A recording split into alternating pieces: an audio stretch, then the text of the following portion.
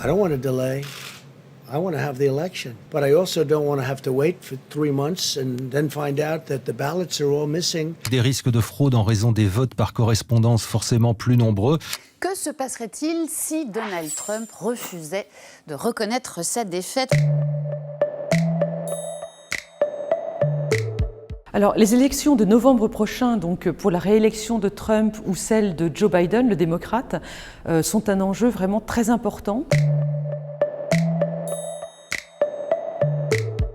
Dans une société américaine extrêmement polarisée d'un point de vue politique. Et donc la question d'une éventuelle fraude dans ces élections prend des proportions absolument gigantesques et on va essayer de faire le point dessus.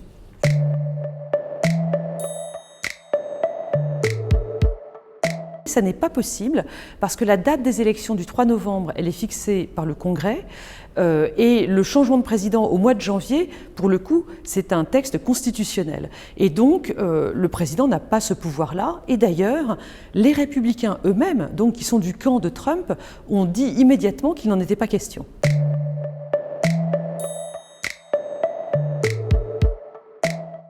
Dans les années 60, dans le cadre du mouvement des droits civiques, une loi fédérale avait été adoptée pour encadrer et réguler la manière dont le vote était organisé dans les États. Il s'agissait d'être certain que les minorités, dans les États du Sud notamment, pourraient enfin exercer pleinement leur droit de vote. Cette loi, elle avait une date de fin.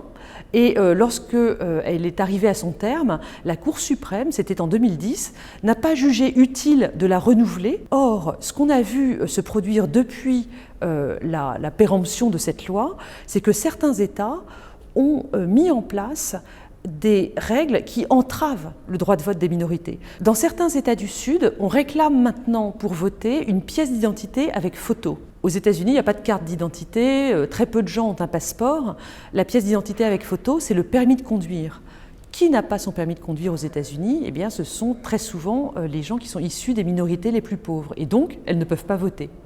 L'autre exemple, c'est dans le Wisconsin, où un certain nombre de bureaux de vote ont été fermés pour, par exemple, l'absence d'une rampe d'accès pour les handicapés ou autres. Les personnes qui auraient été votées dans ce bureau doivent se déplacer plus loin. Si elles n'ont pas de voiture, c'est compliqué. Et là encore, atteinte au droit de vote.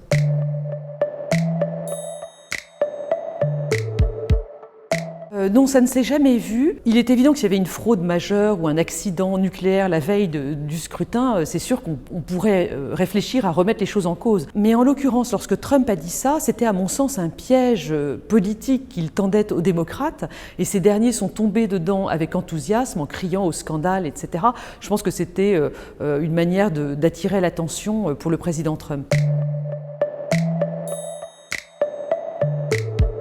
Alors, cette année, à cause du Covid-19, le vote par correspondance va être très utilisé dans le scrutin de novembre. Ça, c'est évident. Il faut que le système postal américain ait les capacités de traiter tous ces bulletins avant le jour du scrutin pour que les élections se passent bien.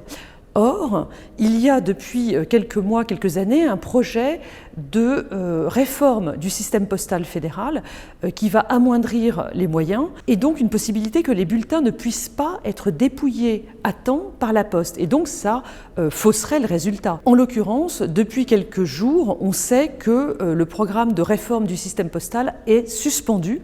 Donc, très clairement, cette polémique est terminée. Trump est inscrit en Floride et vote par correspondance. Donc oui, c'est un petit peu ironique qu'il crie à la fraude sur cette méthode de vote.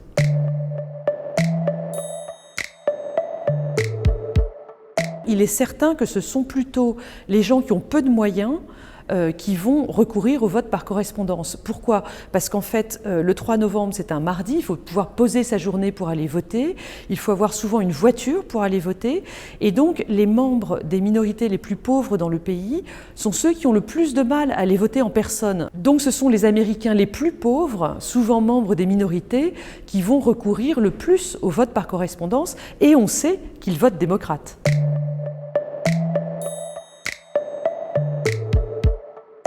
Do not let them take away your power.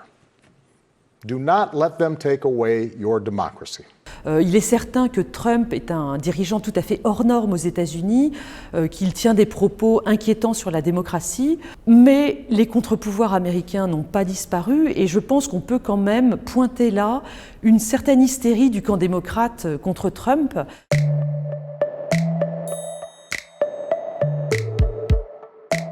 Les enquêtes qui ont été menées après 2016 pour essayer de faire la lumière sur les fraudes, elles montrent qu'il n'y en a pas eu en faveur des démocrates.